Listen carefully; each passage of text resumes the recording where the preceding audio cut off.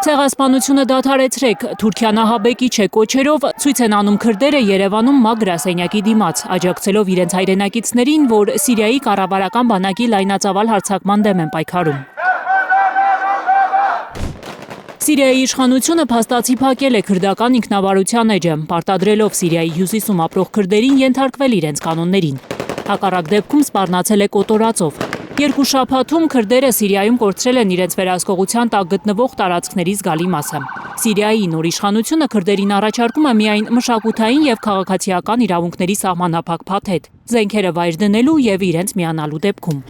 Սիրիայում ապրող քրդերին չի բավարարում նախագահ Ալ-Շարայի նոր հրամանագիրը, որով քրդերենին շնորհվել է պաշտոնական կարգավիճակ։ Նրանք ինքնավարություն են ուզում։ Միայն լեզվի պահպանումը դա քուրդ ժողովրդին բավարար չի, միայն անձնագրեր ունենալը դա բավարար չի, ճիշտ է, դա կարևոր է, բայց մեզ պետք է անկախ Քուրդիստան, ավտոնոմիա, որտեղ որ կլինի բնականաբար լեզվով ուսուցում, բնականաբար կլինի անձնագրեր, բայց միևնույն ժամանակ ցանկանում ենք պետություն, որտեղ իրենք կլինեն ղեկավարները։ Սիրիացի քրդերը պետք է վայր դնեն զենքերը եւ ընդունեն պաշտոնական Դամասկոսի գերակայությունը, հայտարարել է Թուրքիայի նախագահը։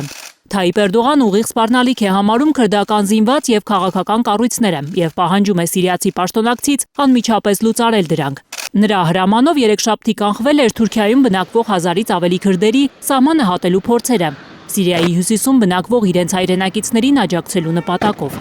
Քրդական կառույցները Սիրիայի դեմոկրատական ուժերն ու նրանց քաղաքական թևը կանգնած են փաստի առաջ։ Իրենց ինքնավար կարգավիճակն այլևս չունի արտաքին քաղաքական աջակցություն։ Միացյալ Նահանգները, որ տարիներ շարունակ ֆինանսավորում էր Սիրիայում ապրող քրդական ուժերին, հիմա աջակցում է այդ երկրի նոր կառավարությանը։ Միացյալ Նահանգները քրդերին զինում էին միայն իսլամական պետության ահաբեկչության դեմ պայքարի համար։ Միացյալ Նահանգները քրդերին չէին օգնում դիվանագիտություն, որտեղ որ հիմա բնակեցված են անկախ Քուրդիստան ստեղծել։ Փորձագետները չեն բացառում, որ Սպիտակ տանը նոյեմբերին հյուրընկալված Ահմեդ Ալ-Շարային Թրամփը քրդական խնդիրը ուժով լուծելու արտոնություն տված լինի։ Սիրիայում քրդերի շուրջ կատարվողը եւս մեկ անգամ ցույց է տալիս, որ աշխարհում այլևս չեն գործում են նախկին պայմանավորվածությունները, պայմանագրերը, դաշնակցային հարաբերությունները։ Սիրիայում ապրող քրդերի հետ կապի մեջ է Բորիս Մուրազին։ Իրենց մոտ էլ ասեմ, արդեն այն խոսակցություններն են, ինչ Հայաստանում Արցախյան պատերազմից հետո, որ այստեղ ինչ էին ասում իշխանությունները, որ ռուսները մեզ դավաճանեցին, այնտեղ խոսում են, որ ամերիկացիները մեզ դավաճանեցին։ Նաև հայկական ջոկատներ են կռվում քրդերի կողմից, հիմնականում Քամիշլուի շրջանում։ Բորիս Մուրազիի խոսքով հասարակ քրդերը մարտական են տրամադրված եւ պատրաստ են ամեն գնով պահել իրենց ինքնավարությունը Սիրիայում։ Եթե դիմադրությունը ըստ էության տոտալ չլինի ու որոշակի իրավիճակ չփոխի, կա եւ ի վերջո հասնեն նրան, որ